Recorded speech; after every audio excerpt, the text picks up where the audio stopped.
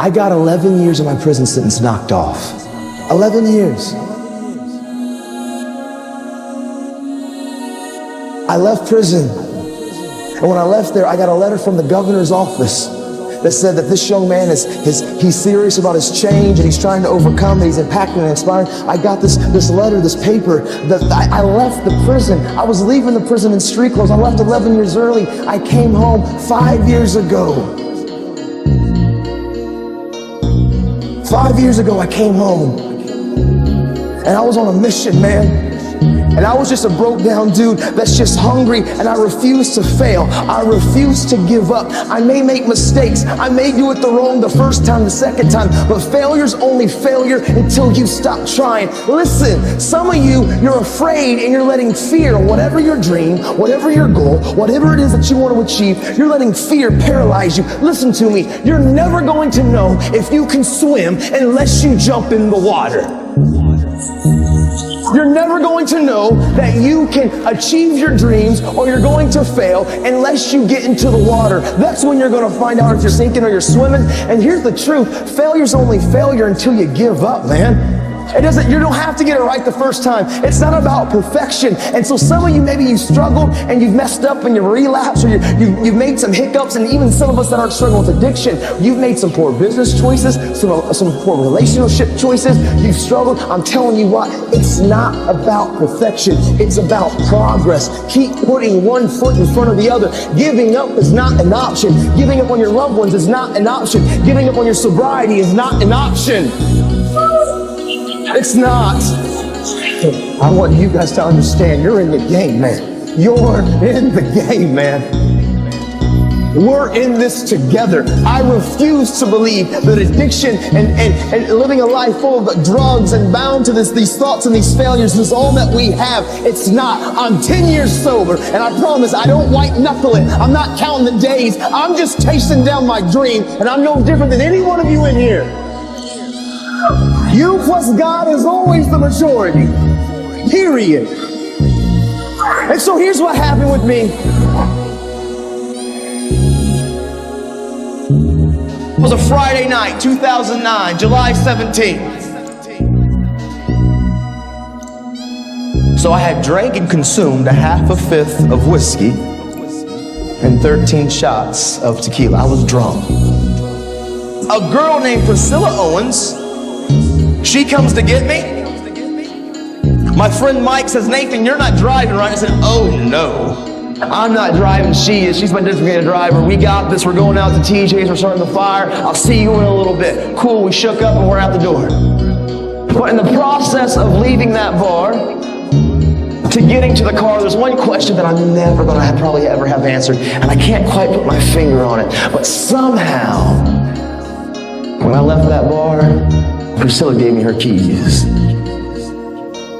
And I remember these next few moments. I remember the atmosphere. I remember what was being said. I remember everything, every part of it. I remember the shorts that I had on. I remember more clearly than anything the next words I heard out of Priscilla's mouth. I remember them so clearly. Every vowel, every consonant articulated so precisely. And it was so clear, as crystal clear as day. Well, the next words I heard from Priscilla were simply this: tree! And when I hit that tree, that case of beer bottles that was behind her catapulted forward at impact. And that woman named Priscilla, who didn't have her seatbelt on, catapulted forward at impact. And that thing called the windshield in your car, and that case of beer bottles met with Priscilla in between. And she slid down to the floorboard, and her neck rested on the middle console. And at 23, the choices and decisions that I made, Priscilla Owens lost her life. She was a mother of two, she was a daughter, and she was a sister.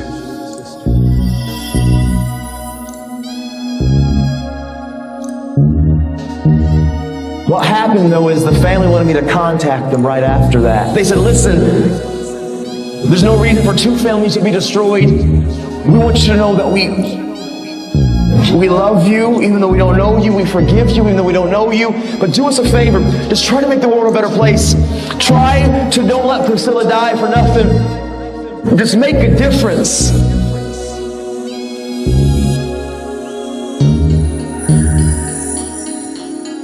I live with these 3 principles, and I promise you, man, they will change everything about who you are. Hard work works, make good choices, and value people.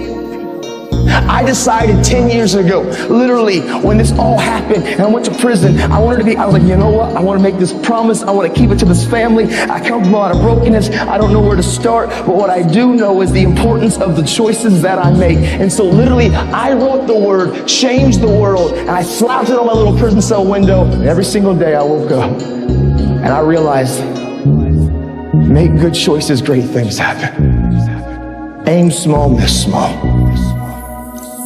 I promise you, if some of you will just begin to take ownership of your life, and some of you probably are already thriving and doing phenomenal and making good choices, I want to say keep going, don't give up, keep pursuing it, because I promise you, every single one of you were meant to leave your fingerprints on history.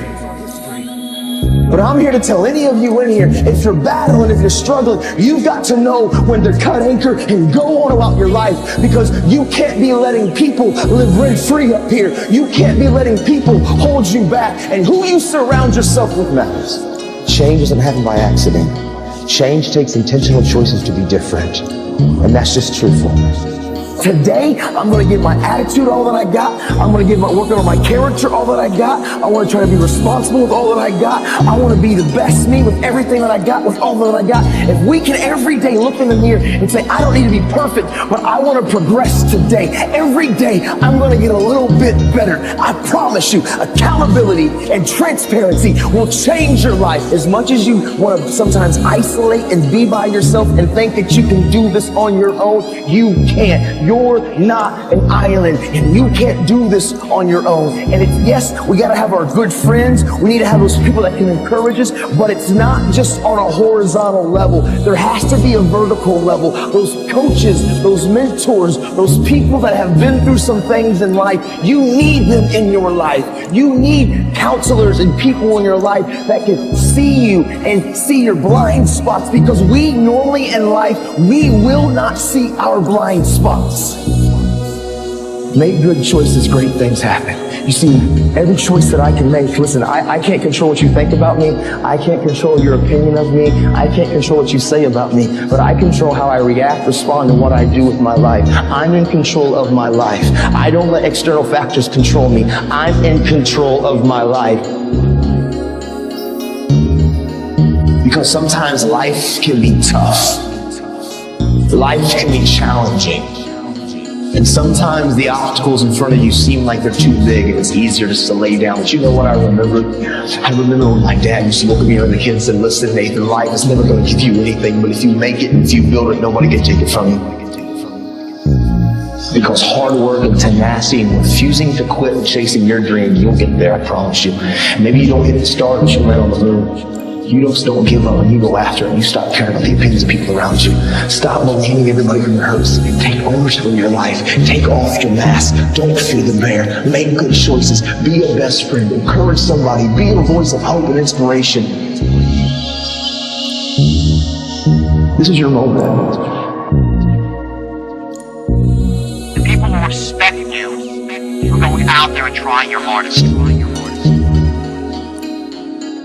There's no embarrassment in the struggle. The embarrassment is in not trying your hardest. I was going to sit in that failure and give up. Or I was going to make a decision to step out of the darkness. The only way out is to step forward, to face your fears, to become your own light. But if it's hard, we will do it hard. Whatever is required. Meaning that your blindness in the dark. That man was born in the dark. Shaped by the dark. Molded by the dark. We are all a work in progress. You may not like hearing it up front. You may not like the tone. You may think it's too aggressive. Everybody wants to be number one. Everybody wants to be the best. Everybody wants to succeed. Everybody wants to be a beast.